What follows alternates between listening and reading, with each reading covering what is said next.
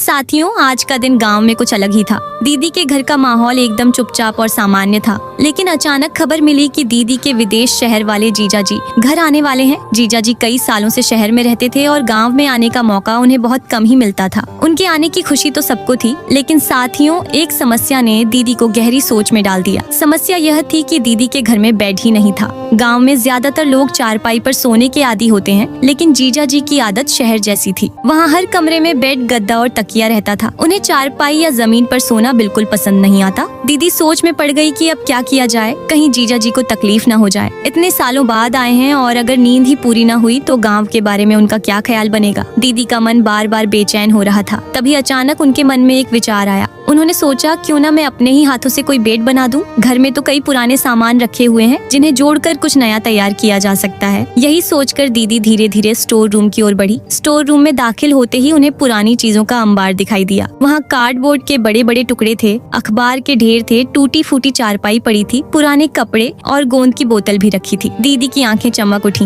बस यही तो चाहिए था। इन्हीं चीजों से मैं कुछ नया बना सकती हूँ। फिर उन्होंने कार्डबोर्ड के टुकड़े उठाकर जमीन पर बिछाए और उन पर अखबार की मोटी परतें चिपकाने लगी। हर परत को गोंद से अच्छे से चिपका दिया, लेकिन दीदी सिर्फ एक साधारण बेड नहीं बनाना चाहती थी। वह चाहती थी कि इस बेड में कुछ अलग हो, कुछ ऐसा जो जीजा जी को गांव की मिट्टी की याद भी दिलाए और सुकून भी दे। तभी उनके मन में ख्याल आया कि क्यों ना इसे पक्षी वाला बेड बनाया जाए। दीदी ने पुराने कागज निकाले और उनसे छोटे छोटे गोले बनाए, जिन्हें बेड की साइडों पर चिपकाने लगी। फिर कार्डबोर्ड को पंखों के आकार में काटकर गोंद से चिपका दिया। दीदी ने डिजाइन ऐसा बनाया कि वह घर में बैठा एक पक्षी लग रहा था। क्योंकि साथियों, पिछली बार जब जीजा जी दीदी के घर आए थे तो उन्होंने कहा था कि तुम्हारे घर में सोने के लिए बेड भी नहीं है, और इसी बात पर दीदी और माँ की पूरे गांव में बेइज्जती हो गई थी। माँ फूट फूट कर रोने लगी और दीदी को आकर सारी बात बता दी। तभी दीदी ने ठान लिया कि आज कुछ भी हो जाए, ऐसा बेड बनाऊंगी जिसे देखकर जीजा जी की आंखें फटी की फटी रह जाएंगी। दीदी काम में इतनी व्यस्त हो गई कि पता ही नहीं चला कब सुबह से शाम हो गई। पूरे 5 घंटे की मेहनत के बाद दीदी का बेड लगभग तैयार हो चुका था। आखिर में दीदी ने इतना सुंदर पक्षी वाला बेड बना दिया कि उसे देखकर जीजा जी हैरान रह गए। अब साथियों, नया बेड बनकर तैयार होने ही वाला है, लेकिन उसे देखने से पहले रुक जा बेटा।